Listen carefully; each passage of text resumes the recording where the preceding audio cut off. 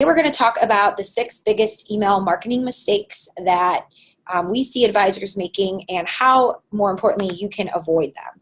So as I mentioned before, this webinar is being recorded and you're going to get a link to the recording. In addition, Amanda is being so gracious and she's going to give everyone all the slides too, since the slides have some great URLs and things that you might want to link to. So I know we often get that question, can you give me the slides? So we're going to give you the slides too. But as we go through the presentation, if you have any questions at all, use the chat box, get to know your fellow attendees and your presenters, ask us your questions. If it's relevant in that moment, and it's a good question, we'll go ahead and answer it in that section. If we know we're going to get to it later, don't think we're ignoring you. We'll just probably be covering it in a few minutes later. So we'll make sure we get everybody's questions answered. And as you saw, we launched that poll. We're going to be launching polls throughout the presentation. Just a quick response would help us as we're thinking about the points we're making, the examples we give. It will help to know where everybody is as a benchmark. So please let us know, by answering the polls. But one more thing. Today we are talking about email marketing and not email selling. So the big differentiator there being, of course, you want your marketing to end up leading to new sales. However, there's a very different approach with those two models, right? So an email service provider like a MailChimp, a Constant Contact, an Aweber is going to allow you to create these beautifully designed templated emails that you can then send out to your prospects and your clients in the form of newsletters, updates, things like that. You don't have to use an email service provider. It will make it easier.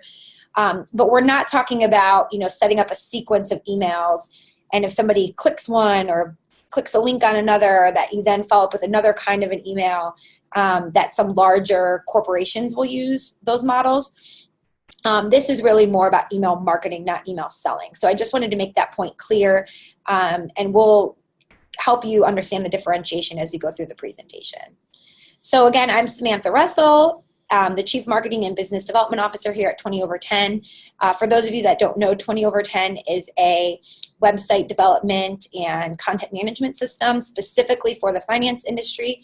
So we create and help you create beautiful websites that also have an amazing back end that allows you to have 24/7 access to create your own content, add blog posts, add video, stay on top of your digital presence. We provide a content library feature, and everything, of course, is compliant. So we do all of the archiving and one-click compliance submission if you're connected with a broker-dealer, things like that. I've been with the company since it started, so for a few years now. And joining me today is Amanda. As I mentioned, she's in North Carolina. Amanda, tell us about yourself. Hey everyone, I'm Amanda Larson. I'm Assistant Director of Digital Marketing here at 20 over 10. Like Sam mentioned, I'm in Raleigh, North Carolina. I have a background in marketing and communications.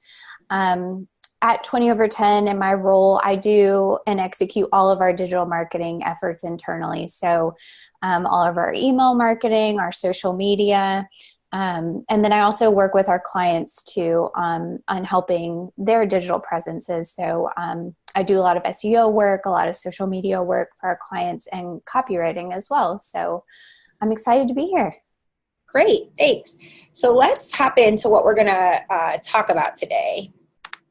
So we're really going to focus on the email automation tools that are going to make your life easier, the kind of content you should be putting in those email campaigns. And we're going to show you examples of what other advisors we've seen do successfully, how you can optimize those emails for open and click-through rates, and then how can you actually tell whether or not your emails are working, right? What kind of metrics should you be looking at to see if you're successful?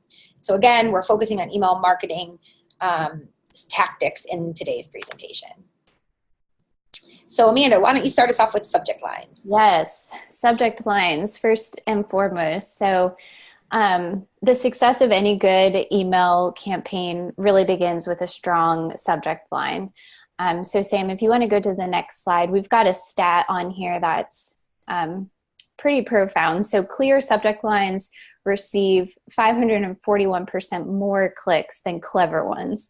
So clear versus clever is the key here. So we're giving you some tips on, what what is a clear subject line and what's really going to get the most clicks and the most open. So your subject line obviously is most often going to be the biggest determining factor if the receiver's, their initial reaction. So this is arguably the most important part of your email marketing, which is why we're starting with it. So email recipients look at the sender name and the subject line before they even decide to open up an email. So you want to be sure you're keeping your subject line short. You want to use your most important words first. Eliminate any of those filler words. So we usually like to say for inboxes, keep them at 60 characters max. And then on mobile, it's going to be a little different, right? Because you're working with a smaller screen. So for mobile, you really want to think about keeping them trimmed to 25 to 30 characters. So keeping them short, putting your most important information at the very beginning. So let people know what they're going to get, what they can expect once they open your email, and be upfront about that. And keep in mind that, we're seeing a lot more folks opening emails on their mobile devices. About 50% at least are being read on mobile phones. So like I mentioned earlier, that definitely plays on your subject lines. You want to keep them short and sweet. Title case and using numbers are also indicators of success for getting those open rates up. So including numbers in there, and then just testing. We'll get into this a little later when we talk about email service providers, but with a lot of email service providers, you have the ability to test different subject lines, doing A/B tests. So that will really help you in the long run understand what people are gravitating more towards and what's getting more opens.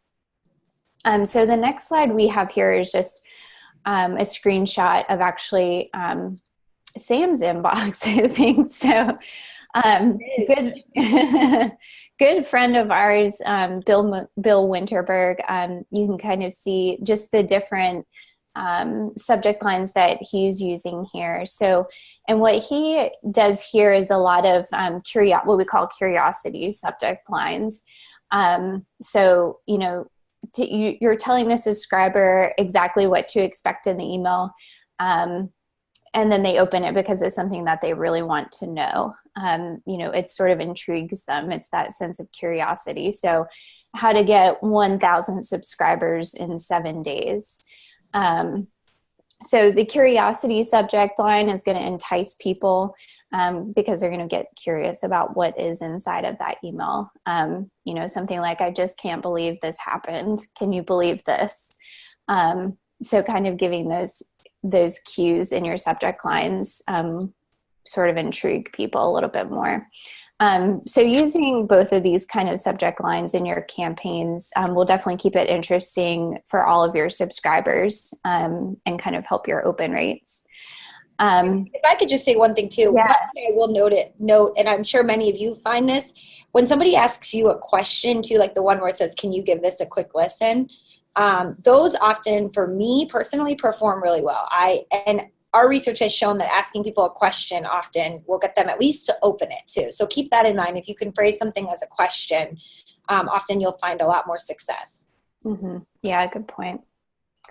So the next slide we've got here is actually, some raw data for you of the most recent email newsletter that we sent out from 20 over 10, our monthly newsletter email. And this was, we have all of our lists segmented, and this was for current clients.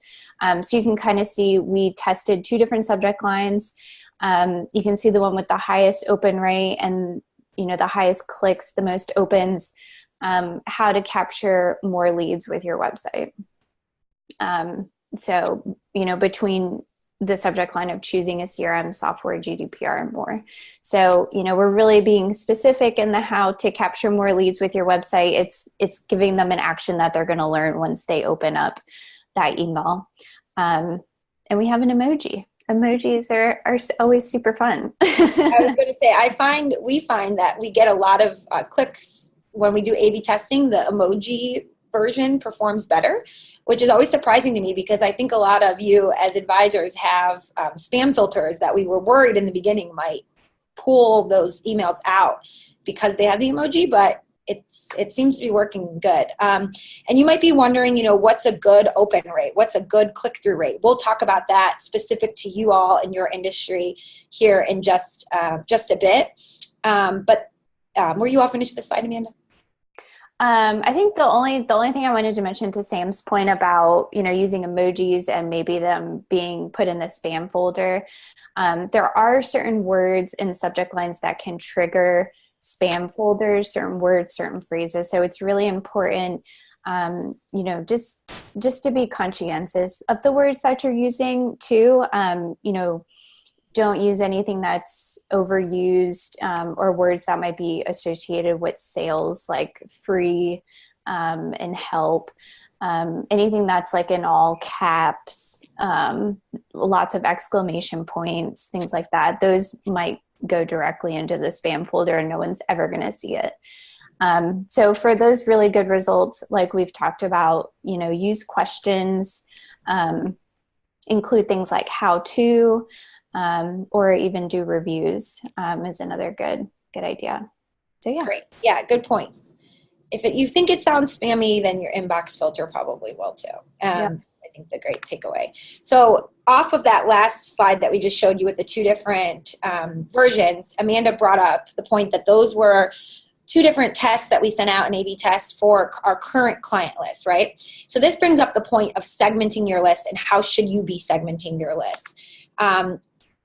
When we say segment, what we mean is you're going to take all the emails that you have, all the email addresses of people you want to send email to, and you're going to break them into categories, right? So you might have, for your own business, a current client segment, maybe the cold lead segment, and then warm lead segment. You actually then want to take each of those segments and further segment them into what we call groups.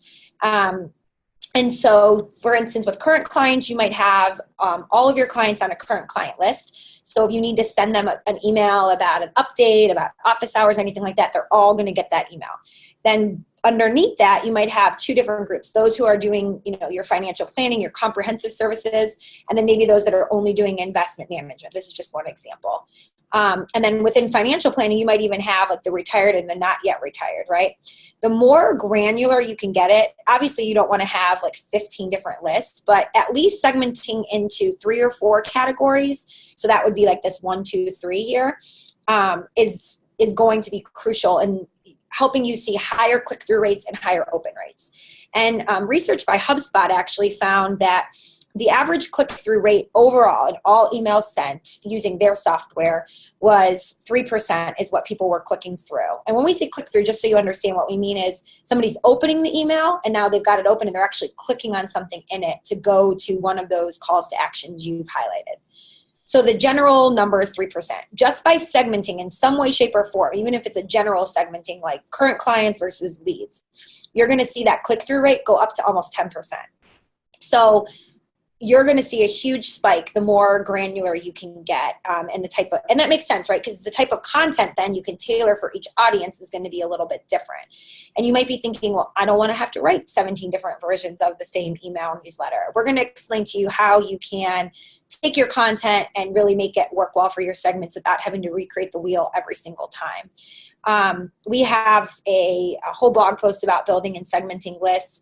One of the things that we do here is we think about what is the purpose of having each person on our list.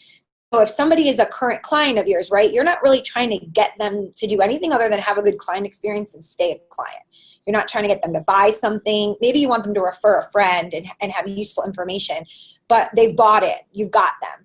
Now the purpose is to stay in touch with them regularly and provide good information. Whereas if somebody just read one of your blog posts, or they met you at an event and you have their email and you're sending them your newsletter, the purpose of that email is very much to show them that you're an expert, to provide value so that someday when they're thinking, I really either need a new advisor or, hey, I need an advisor for the first time, they're going to think of you and want to set up a meeting with you. So those are two different, purposes for the types of email that you would send. So I just love this little visual here. If you're writing emails for a user, this is an example of like a company, a tech company, right? And they signed up, they have over 2,000 sessions, they got the pro plan, they've been contacted a million different times, but then they're also sending the exact same email to somebody who barely remembers what their company is. The guy on the right is probably never going to click anything, barely going to open it, and eventually he's going to unsubscribe. And when you start having higher unsubscribe rates, lower click-through rates, your campaigns aren't going to perform as well, and it can be difficult to understand why. So if you've noticed that your own numbers are pretty low when it comes to performance, one of the first things we suggest you do is go and clean up your lists. Get them segmented, and anybody who's never opened anything and never has clicked on anything, but especially never opened anything, you really should send them like a separate email and just find out if they still want to be on your list, because they're pulling your stats down, and it's going to make it harder for you to really determine the successfulness of your campaigns. And maybe they don't even want to hear from you, and they're never going to be a good prospect, right? So it's better to just remove them and clean up that list. So that takes us into the next point, which is, okay, so we have our list, we've cleaned them up, we know we have these different list types. What type of content are we going to send? So the third biggest mistake that people make is sending really crappy content. So there's another nice emoji for you. Give you a laugh on this Wednesday. So what kinds of content are you going to share that's going to be valuable, whether it's a current client or a prospect, right? So I've put some examples here of things that I've seen work really well. Amanda talked about numbers, right? So we know that if you have numbers, like 3 things you should read this weekend, or top 10 money mistakes college students make. Actually, common mistakes in general is a really great category. If you can share, nobody wants to think that they're making those mistakes, but yet they want to read about what that common mistake is to make sure that they're not doing it. And if they find themselves being like, oh no, one of those things, is something I'm doing, then they're much more likely to want to get in touch with you to find out how to prevent it or how to fix it. So that's a great way to share something like that. I should, backtrack just one step and say, any of these pieces of content could be something you wrote and you're directing them to your own blog, right? Your own website. However, for many of you, if you're not blogging regularly, it's perfectly fine to just be rounding up content that you're finding online that you find valuable. So I know so many of you are avid readers. You're reading all the time. Pick 3 articles a week and send them to your clients. These 3 articles, are great. These are the ones I suggest you read this week. And that in itself is a great basis for a newsletter. Of course, if you can be directing them back to your website and your own content, that's even better, specifically for prospecting, right? So if you're trying to convince a potential client that you'd be a good fit, having content that you authored being what you're directing them to is even more impressive than just sending them to a third-party article. So keep that in mind. And if you're thinking about, well, what kinds of articles can I quickly write? Here's some examples. I saw somebody do like a Q&A with our investment committee. So they have an in-house team that is making all the investment decisions, and they ask them questions about how they're structured, things that they do. You could do the same thing across the board, though. You could have a Q&A with maybe like a CPA that you have on staff and talk all about, tax planning. On that note, you could interview a complementary service professional. So maybe you interview an estate planning attorney, a lawyer, somebody who's sending you business or you send them business, and you can introduce that in your email newsletter. Of course, you might have seasonal reminders. The important news, one of the things I think that's really important about this is you can be linking out to a third-party article, that you found in the Washington Post or something like that, but have a little quick summary on your take on it. So this is why this is important. So that the person doesn't have to go and read the whole article if they don't want to, but they know you're reading it on their behalf and you're staying up to date. And then, of course, being able to invite them to seminars, events. Even more importantly, if you have an event and you have clients actually come and attend, that's so great. The next email, send photos of that event. Don't be afraid to, and even to your prospects, to show, that you're team has good relationships with your clients, that you actually host events for them, and that people come. So that is a really great thing that you can do in terms of content too. So you might be wondering, well, how's this actually going to look on the page in the email? Amanda talked about people opening, so many of the emails on mobile these days, and what's that going to look like? So I just wanted to pull up an example that you don't need to be using some crazy design template and get all fancy. Even just being able to break up the text into chunks, that's really easy to scan, but being brief about what each piece is really a great model. So here's an example of an advisor. He does an email newsletter to all of his clients every week. That's what we read, and he calls it the news you can use. So what we read this week, he's got a new blog post that he, wrote himself, and then 2 articles that he read, and then a quick recap about that one, and then a random note or thought for the week, which this part I love, because when somebody is reaching, out to you and they want to talk to you, this is the part they're going to bring up, right? So, hey, I've been getting your emails. Oh, I saw that you had a new baby, or, oh, I saw that you just took a trip to the Cayman Islands, or I saw that you had this big storm where you're located. It's a conversation piece they can talk about.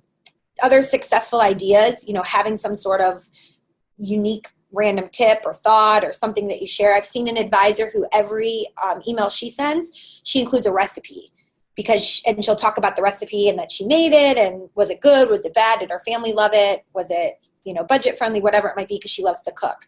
Another advisor, they always have a joke at the bottom, like a dad joke that they include in their email newsletter, and people are always joking with them about those terrible jokes that they include.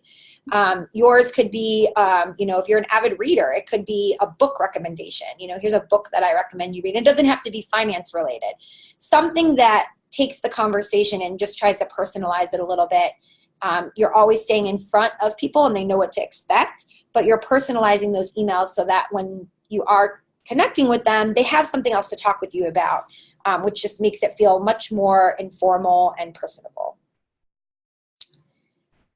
Ultimately, what we really want you to remember when it comes to content is you should be creating value and making an email that people would want to read. If you're having a hard time pulling content, then maybe you're sending it too much and you should scale back.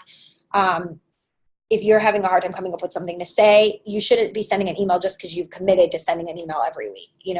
The worst thing that will happen is that you'll be bored sending it, people will be bored reading it, and then they'll unsubscribe or they'll stop opening them because they won't be excited about what's inside. So, making sure that if you're going to send an email, that it has a purpose and that people will be excited to read it. I think that, that would be my biggest takeaway for this section. I don't know if we have any questions yet. I know we're going to move on to call to action, but since we have covered those 3, if you have any questions right now about content, about things you're sharing, is it a good or a bad idea, more creative ideas, we have a ton more on our blog as well for you to take a look at. But really just think outside the box, because you can get really creative in what you are sharing. So let's move on, I guess, while we wait for some more questions, to call to action. Okay, great. So for calls to action, the point of any email marketing campaign is to get a response, right? But in order to get a response, there's sort of a trifecta going on with email marketing, and some of that we've already talked about. So it's a subject line, it's the good content you're producing, and now we're going to talk about having a clear CTA, which is ultimately going to get you that response that you're looking for. So going back to the basics of a CTA or a call to action, this is a button or a link that prompts readers to click it. But what's really going to make your readers click? That's the question that you have to ask yourself as you're, creating these CTAs for your email marketing campaigns. So we've got some tips up here. And these are tested tips, from us and our own email campaigns and just other, places like HubSpot and CoSchedule, tested tips that work when you're creating your CTAs. So your button or your link, should be strategically placed in the email to entice your subscribers to take a proactive step to further engage with your business. Ideally, we see these located either at the top of the email or at the very bottom. You want to be sure you're using explicit language. So if you want them to sign up now, maybe you want them to book a free portfolio review. Maybe you have a free report that you want them to download. So be very clear and explicit on what it is, what action you want them to take. You can style them, use bold fonts, highlight them, use colored text, something that's going to stand out in the email. Really kind of draw your eye to it. If you don't have the ability to make like a pretty graphic button, you can use just linked text, but just bold it or maybe highlight it or change the color of it. Another key thing here, and I think it's something we see a lot, is using competing calls to action. So you want to be sure you're not using multiple CTAs. That's what we call competing calls to actions. So we usually say don't use more than 2 CTAs. That's going to be your max. Ideally, you really only want to use 1, just simply because subscribers aren't going to know where to click. What really do you want them to be clicking on? What is that one action you want them to take? And lastly, keep in mind that your CTA might be different for every segment, and that's okay. And we've already talked about the different segments you might have, and they really should be. Your CTAs should be different for each segment, just kind of based on their life cycle stage and where they are in the sales process. If they're a current client that's you're helping with retirement, or, maybe it's a warm lead that you're still trying to figure out what it is you can help them with. The CTAs are going to be very different for those 2 different groups of people. We usually say you don't want these to be, your CTAs to be very sales heavy or sales related. So you might want to, mix it up every 6 months to a year, and do something that is more sales focused. So maybe, in every 6 months, you want to ask people to sign up for a portfolio review. So, you're trying to pitch a new service that you're offering, but you wouldn't want to do this in every email that you're sending out. So if you go to the next slide, you can see, and I'm sure all of you have seen this email because you're here today. This is the email that we signed up from social. Yes. So this is an example from this very webinar. So we sent out this initial invite a week prior to today's event. And you can see we've got 1 CTA at the very bottom of that just says register now. We had 88 clicks on this CTA just from our verified leads list. And, this CTA at the bottom is super clear. It's very actionable. We're asking people to do one thing and one thing only.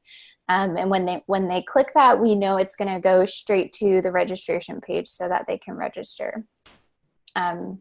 And I would say, too, that that's a good point, that it goes straight to the registration page. When you give somebody a link, also keep in mind where that link is going to have them land. So if you give them a link like learn more, and it just takes them to a page, that page in itself has a bunch of calls to actions and different things they can click on, you're going to lose them. So if you want people to sign up for a webinar, you want them to directly go to your webinar sign up page. You don't want to send them, to a page that has other info. They're going to get lost and go down a rabbit hole. We all do that on the internet every day. So you really want to send them directly to what it is that you want them to do so they can't get lost. Yeah, good point. The other thing, just as a little story for you all here, Amanda and I can laugh about this now, but we sent out an email once where we had the call to action at the top and the bottom. And the call to action at the top was telling them to sign up for a webinar. And we saw that, what was it, Amanda, like 75 people clicked on it, but because we didn't have it hyperlinked correctly, so we had, the top one hyperlinked wrong, the bottom one was hyperlinked correctly.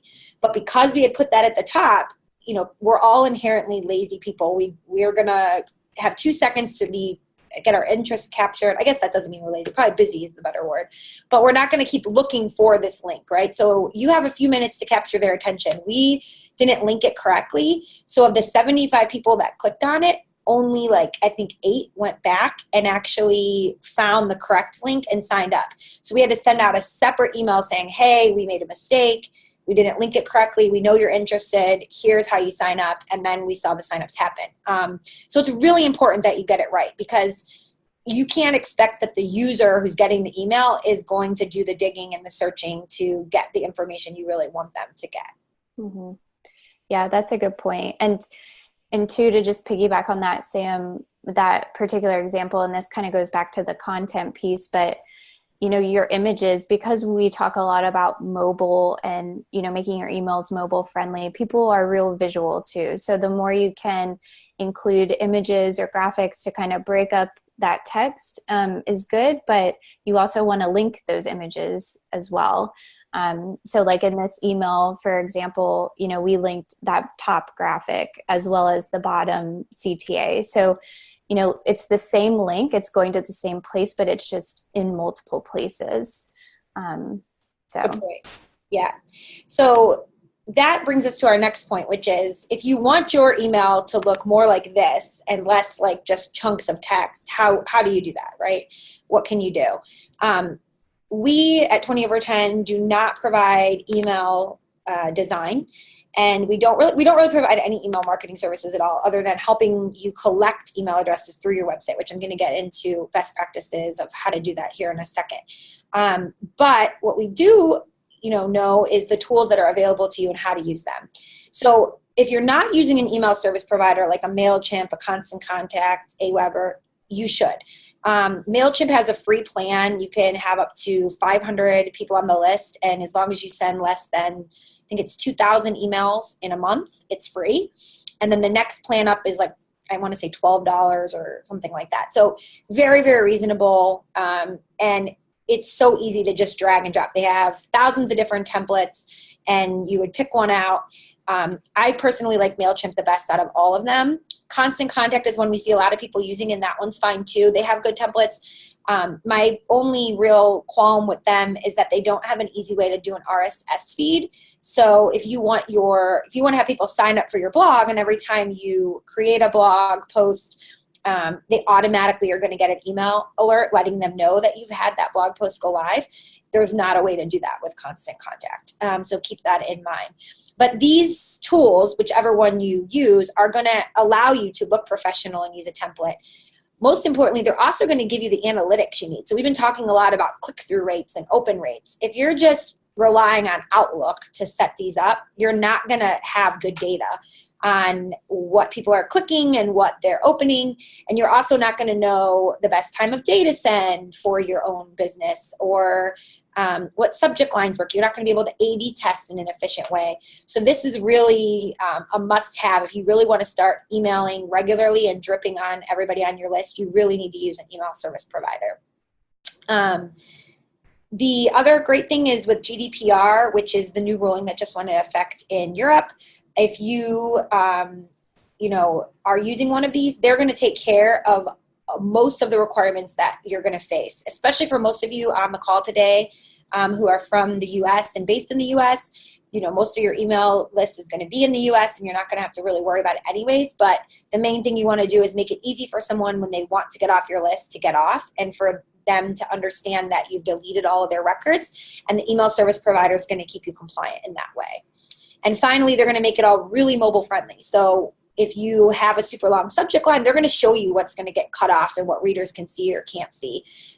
So they're going to allow, just ease of use overall when it comes to setting things up. So this brings me to the point. One of the pieces of data that they're going to provide to you is what are people opening? What are they clicking? What kind of content do they like to see? And I thought you might all be interested to know where the finance industry falls compared to other industries. So you can see here on this little graph that these numbers are coming from MailChimp specifically, that with business and finance, about 21%, just under 21% of all emails are being opened, and the click-through rate is less than that 3% average. It's 2.77%.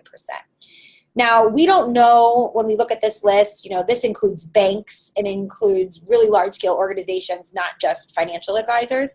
It also, we don't know how many of these people are just, doing what we call a spray and pray approach, right? They're just spraying their whole email list with the same emails. They're not segmenting.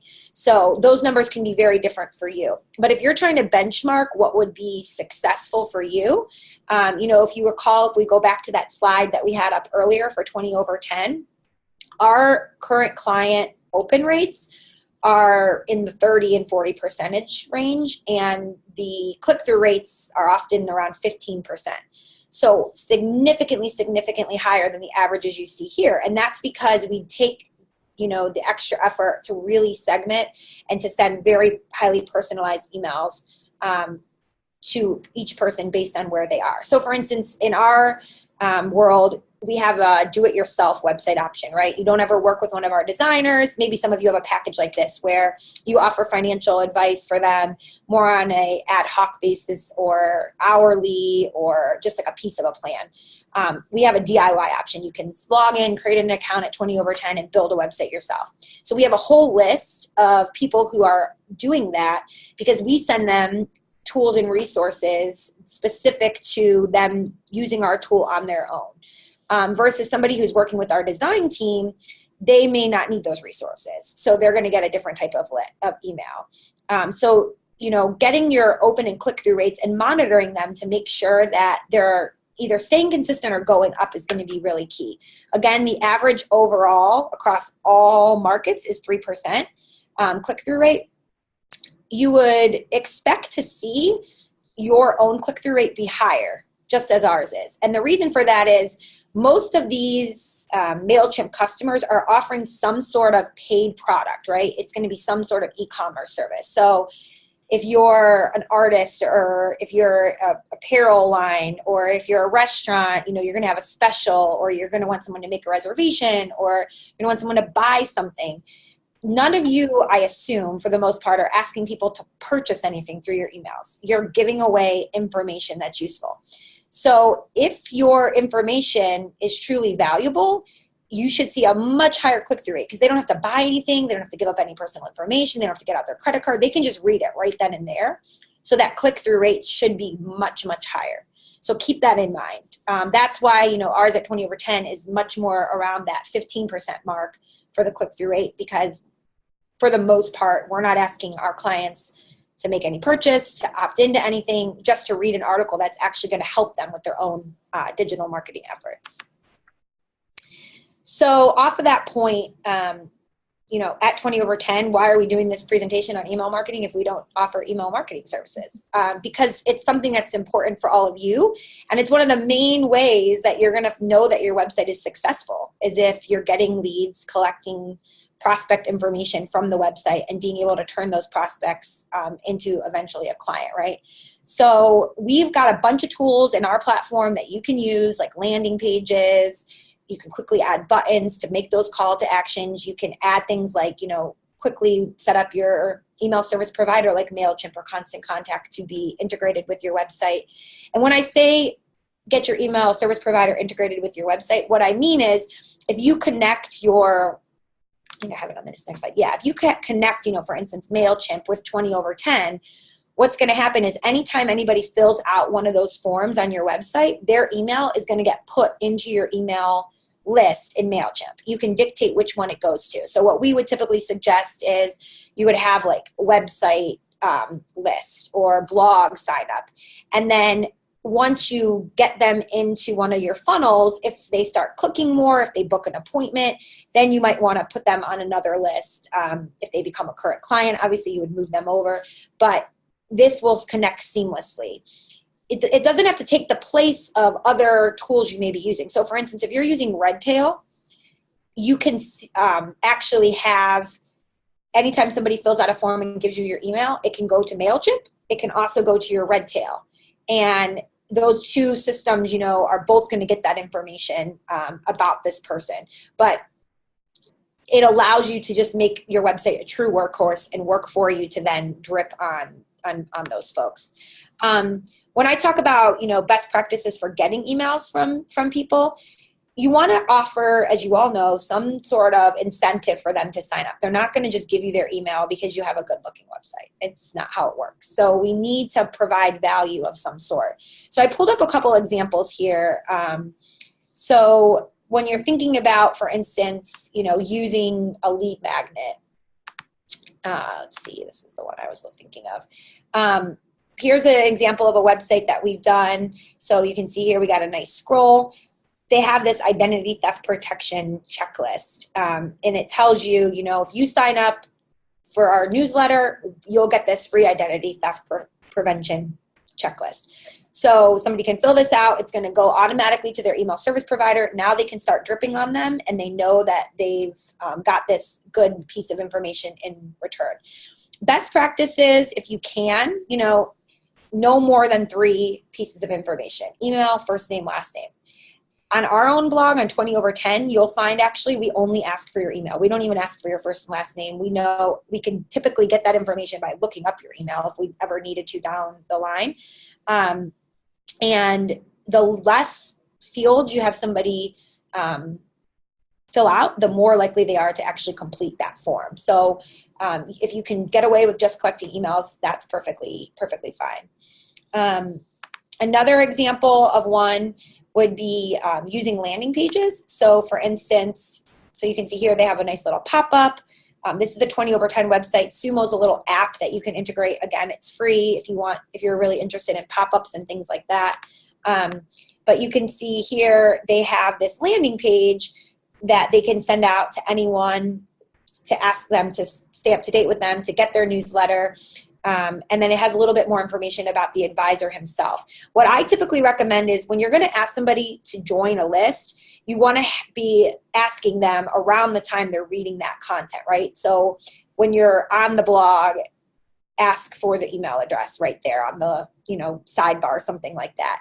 They're not going to give it to you unless they understand the value that you're already providing. Here's another example. This site, they have a Wealth Guard. It's like their own little take on protecting their clients' portfolios. So you can sign up for their email list and get a demo of this specific system that they use. They also have this little button down here in the right hand corner, and if you click on that with a financial planning question, they can get back to you within a day or 2. So these are all ways you can be collecting emails directly from your website to make it more enticing for folks to actually want to allow you to drip on them. Okay, so that leads us into, once you get the email, you're sending the email, the last biggest mistake, which is not testing. Yeah, and I think, Sam, we might have a poll for this one on just frequency of sending your emails, because we're going to talk a little bit about best times and best days to send. So this poll should have popped up on everyone's screen. If you could just take a minute to respond. We're just, want to get a sense of how often are you all currently distributing your email newsletter. So is it weekly, bi-weekly, monthly, quarterly, or not at all? And this would be a good time to say too, if you currently are not sending an email, or you're not collecting, emails into an email service provider via your 20 over 10 website, and you want to learn more about that when the webinar is over, you can certainly get in touch with us, and we can point you in the direction of how we can get that set up for you. Because if you already have the email service provider set up, especially, and you're not popping the emails from the website into that provider, you're really missing out on a great opportunity. So we want to make sure we get that set up for you as much as possible. Can you see the poll, Amanda? Yep. Okay, so it looks like most everyone has voted. Awesome. So it looks like the answer with the highest percentage is that 30% of you are not, 32% are not currently sending an email newsletter at all. So we would love to see you guys get that changed, and hopefully some of these tips can help you. The next highest percentage, 27%, is quarterly. So I don't think I've talked about this, but I just want to interject and say that if you're not sending one already at least once a month, you really should. If you're not communicating with your clients at least once a month in some other way, right? So maybe you're sending an email to them at least once a month, but it's not a newsletter. So with your clients, just keeping you top of mind so that if somebody's talking with somebody, they're much more likely to remember something you sent and want to forward that article or refer you to a friend. And then when it comes to prospects, if you're lucky enough to have a list of leads and you're not dripping on them, then what's the point, right? You need to at least be sending them something monthly to keep them top of mind. There is such a thing as too much. You don't want to be sending every single day emails to prospects because they will unsubscribe. That's way too aggressive. But you can certainly think about what's going to be the right frequency for you. And Amanda's going to talk about how you can determine that. Yes. So our final point, our sixth biggest mistake is not testing.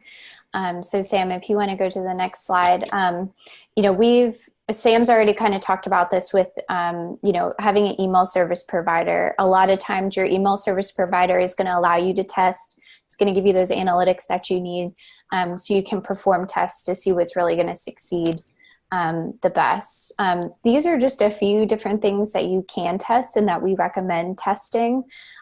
Your subject lines. So we've already talked a little bit about that. You can do a split A/B test for your subject lines. Your day and time of sending, your from name. So you can, a lot of times in your email service provider, you'll have the ability to change that. You want it to come from you.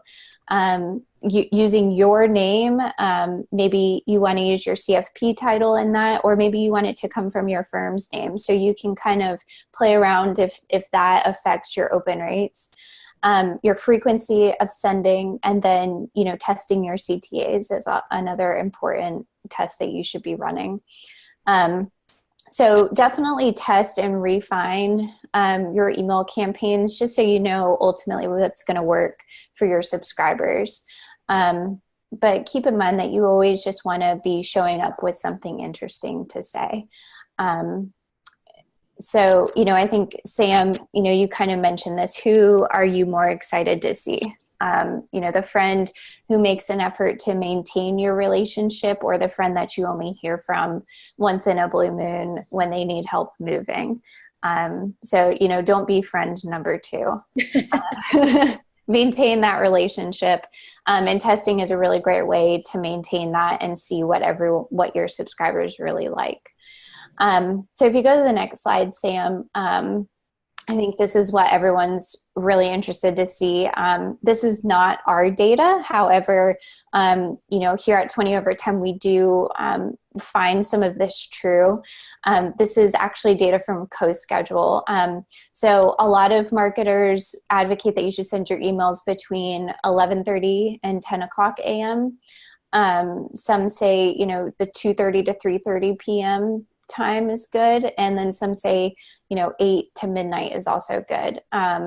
This avoids times when, people are cleaning up their email inboxes, and they might, be less likely to delete your emails.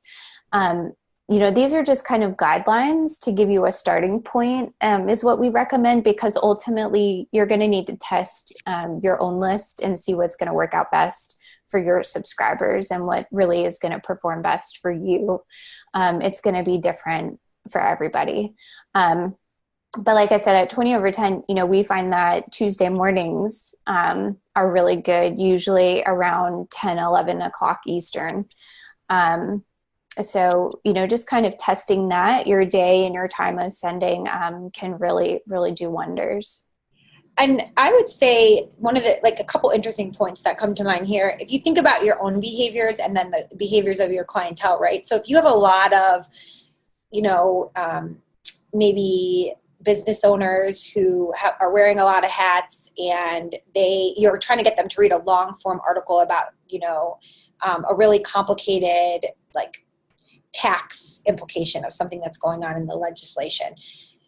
You're not going to want to send that in the middle of the day when they're trying to run their business, because that's not a good time for them to read that particular email that's complicated. It's going to take a lot of brain power. But a Sunday night when they're getting ready for the week, that might be a great time to send that email. if you're trying to, get in touch with people who are a certain kind of business owner, and you know that they work in the restaurant industry, and so the middle of the day, maybe they own restaurants, and the middle of the day is best for them because between lunch and dinner they have a lull and they can go in and read their emails and respond to them. That's a great time to send for that. So that's why we're saying these are just general guidelines, but depending on the behaviors of your own audience, things could be different. A lot of people will talk about weekends being great for, the types of emails that they're trying to send. We've tested that a little bit, but because almost all of everybody on our list are financial advisors and they're working on their practice management, they're thinking about signing up for marketing tutorials and things like that during the week, or they have admins doing that for them, during the week is much more successful for us. So really just try to think about behavior-wise, where your audience falls, and then play around with those times. Yeah, that's a good point. We had a couple questions related to this. Somebody asked, is it worth testing if we have a small client list, less than 100 people? It's a great question. So what I would say is, first of all, MailChimp and the big ESP providers, they will tell you straight up, like, that's too small of a sample to test using their software. But what you can do is look at your own numbers, right? So you're not going to be able to test using their testing tools where they give you the clear-cut answer, but you will be able to send it one week on Tuesday at 10 a.m. and then the next week on Wednesday at 10 a.m. And over the course of 6 months, maybe alternate and see which works best for you. And you'll be able to test it that way internally. And I would still say yes, absolutely. Especially if you really are putting a lot of time, energy, and effort into these emails like you should be, you want people to be reading them. Mm-hmm. Did you have anything else on this slide, Amanda, or can I answer another? No, question? Yeah, go ahead. Okay, let me just put up the link to my LinkedIn. I would love to connect with all of you on LinkedIn. I share a ton of content that we write in-house. We put on our blog, that more webinars you can sign up for, anything I think is relevant for advisors when they're marketing themselves. So please, please, please look me up, Samantha C. Russell on LinkedIn, pretty easy to find, and ask to connect with me. And I'd love to look at your email newsletters you guys are sending too, if you want to send them to me in a message and a link. And then we put our marketing email there, which goes directly to Amanda and her team. So if you have questions, you can certainly also send them along to her. But I'm going to go through some of the questions we've received now and take those. I just wanted to be cognizant of the time. For those of you that are coming up at the top of the hour and need to head out, we will send out this recording so you'll be able to get today's presentation as well as the slides. So somebody asked about a specific service, Advisor Stream, and he's using it for about a month and wanted to know about our thoughts regarding it as both an email service provider and a content provider. So to be 100% honest, I've never logged into their back-end tutorial to see what it looks like in terms of sending emails. So if you want to add more information, sir, about, if you can customize it or you can tailor the messaging. I do know that what I see a lot of people have success with Advisor Stream is the ability that they will create a little individual landing page for every post that they post on your behalf to your social media. So when somebody clicks on an article you're sharing, on social, it takes you to a landing page with your picture and your company logo, and not just, to that article from the Wall Street Journal. So I'm not as familiar with their email service, to be frank, and how much customization it allows for, but I do know that it's not as robust overall because it is very niche specific. It's not as robust as like a MailChimp or a Constant Contact or one of those larger players. However, if your compliance department, approves it and it makes it easier for you to get those emails sent, then that's, I think fine. Ultimately, the goal is to just provide relevant content regularly. And so if a tool like that's going to help you do that, I'm all for it. Somebody else asked, she said, we use our company acronym, which is all caps WAG, in the subject line. And she heard us say that using all caps is not good, that it could help or it could make the email go to spam. So when we say all caps, we mean like the entire subject line in all caps. So if you had, you know, WAG, financial services, weekly newsletter, that's not going to in itself cause it to go to spam. You just wouldn't want to put the entire subject line in all caps. Okay. Thanks for those great questions, guys. Let's see. Other questions we got here. Somebody else asked about the recording. Yes, it will be recording.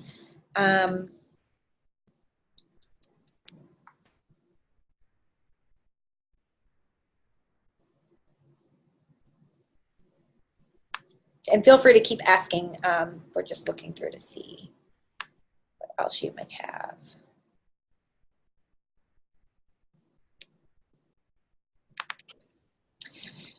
Okay, Amanda, I'll let you keep looking through. I just wanted to also put up, if you are not on our email list, if you signed up for this because somebody sent it to you as a friend, or you know, you saw it on social, please subscribe to our email list via our blog, and you'll get information for future webinars like this. We have a webinar coming up next month as well that you can sign up for. That's going to be all about how one financial advisor uses digital means to bring on 90% of his business. So this is going to be a really exciting one. We're excited to offer it.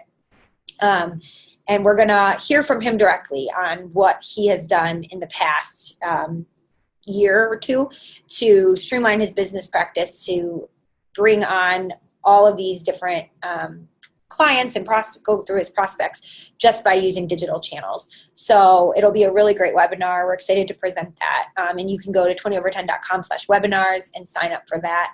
I don't think I see any other questions. Oh, wait. Yes, just one more.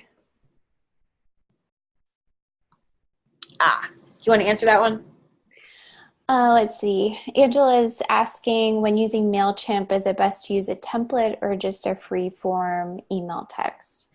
So if you're using MailChimp, you know, of course they offer a bunch of templates that you can use for free, and they're really easy to use. You can just kind of drag and drop the content. You can add images, hyperlinks.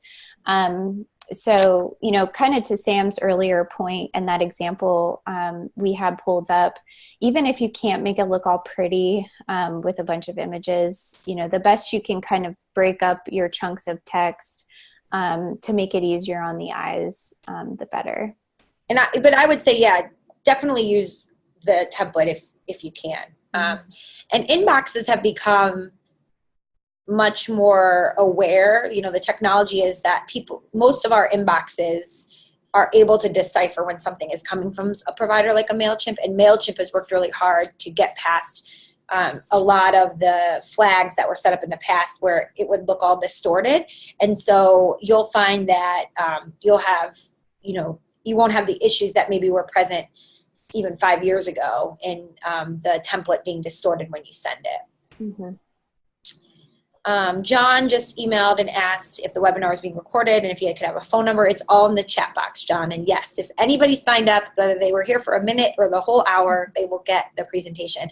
I hope you guys found this helpful. For those of you that are still on, which I'm so happy to see so many of you staying on to the very last minute, if you want to let us know what particularly parts of the presentation you found really helpful, whether it was stats, what other advisors are doing, types of content to send, or what you'd like to see us maybe expand upon in a future presentation. We're thinking about ways that we can offer additional content on subjects, getting more in-depth and granular on certain areas. So if there's certain sections that you'd love to learn more about, we would love to hear what those sections are, and we can share more content specific and you know, hyper-specific to those points. So let us know if there's a certain area you found really helpful. We'd love to hear more about that.